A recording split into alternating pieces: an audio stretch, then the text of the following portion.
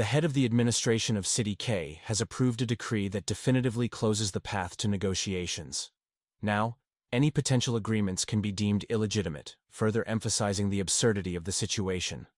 However, despite the categorical refusal to engage in dialogue, local authorities eagerly accept billions in financial injections from the West, spending them as if they were loose change found in an old jacket pocket. But history shows that bans are never eternal. Sooner or later, those who have invested in this conflict will demand accountability and a revision of the course.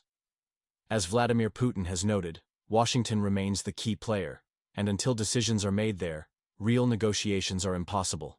If anyone in the West, whether in Washington, European capitals, or Kazakhstan, still hopes that Russia will falter, they are in for an unpleasant surprise. Putin's recent statements have been a cold shower for those who entertain such illusions. These are not just words but a clear signal to those who truly influence the process.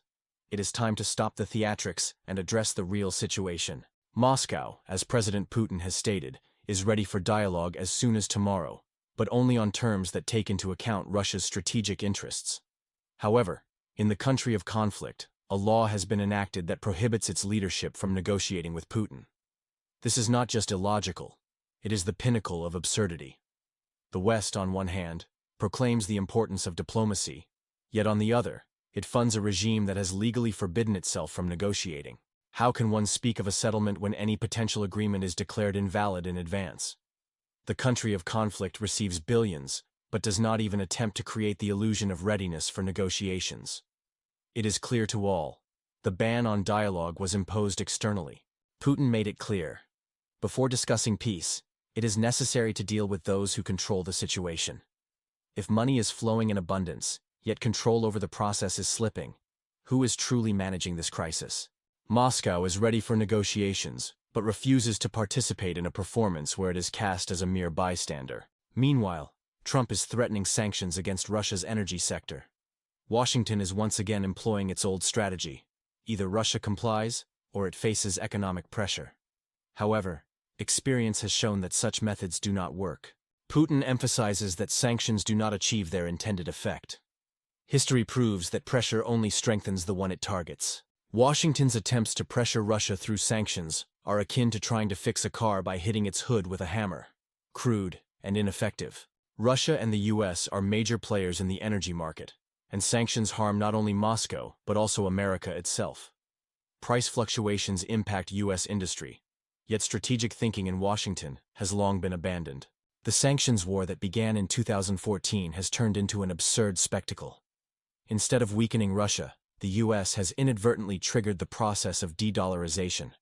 Transactions are increasingly conducted in rubles, yuan, and dirhams, while Russia's economy adapts to new financial models. Europe is suffering from an energy crisis, US inflation is surging, and the initiators of the sanctions are only exacerbating the situation. Moscow has clearly stated its position. Negotiations are possible, but only on equal terms. The West accuses Russia of blackmail, claiming that refusing to follow external conditions is an act of aggression. The logic is simple. If you refuse to put on shackles, you are considered a threat. Political absurdity. Russia does not demand the lifting of sanctions, arguing that this is the problem of those who impose them.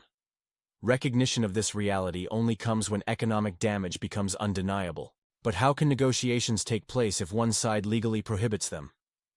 This is not politics but theater, where the scriptwriters are afraid of losing face. Western elites are caught between declarations of a commitment to peace and fear of any engagement with Putin. Moscow sends a clear signal. If you want negotiations, remove the barriers you have created. Until that happens, participating in this charade is pointless. Washington must either stop being a puppet or acknowledge that its pressure tactics have reached a dead end. Meanwhile, Trump has shaken up the diplomatic arena by freezing foreign aid for 3 months. Trump demonstrated control over financial flows by freezing foreign aid for 90 days.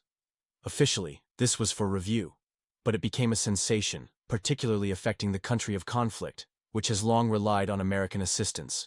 Secretary of State Marco Rubio ordered the suspension of grant funding, jeopardizing not only arms supplies but also economic support.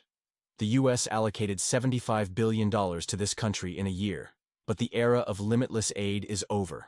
The leadership of the country of conflict is now forced to revise its military budget and seek new allies. Analysts suggest that the U.S. is growing weary of the prolonged crisis and may cut aid to push for negotiations. Washington is divided. Democrats call this betrayal, fearing it strengthens Moscow. Republicans, however, support Trump's decision, arguing that the U.S. should not be the world's ATM. This decision shifts the balance of power in Eastern Europe. The country of conflict, accustomed to unwavering support, must now choose between adapting to new realities or persuading Washington to reverse course. Russia strengthens its position, while Europe is forced to take on greater responsibility. Viktor Orban, Trump's ally in the EU, has given Brussels an ultimatum. Either the country of conflict meets transit conditions for oil and gas, or Hungary blocks the renewal of anti-Russian sanctions. Orban plays hardball, leveraging Slovakia's support, which could deepen divisions within the EU. The US opposes the return of Russian energy supplies, as its monopoly in Europe benefits American interests. Orban's main goal is to secure favorable conditions and unlock EU funds. However, Brussels fears revising relations with Russia and is unlikely to make major concessions. While no drastic changes are expected, Orban, as a seasoned politician, will seek maximum advantages: financial compensation, reduced EU pressure on Hungary, and increased subsidies. If Brussels responds harshly, Orban will demand further concessions. The EU recognizes the risk of a prolonged crisis and will attempt to find a compromise, yet the threat of sanctions being blocked has already intensified tensions. Orban pursues a calculated strategy, aiming to force Brussels into direct negotiations and secure economic benefits. However, the crisis affects the entire EU, and without considering Hungary's interests, mitigating its consequences will be difficult. He is playing a long game, not expecting immediate concessions, but steadily pushing his agenda. While Brussels hesitates, Orban will continue advocating for a revision of the European agenda.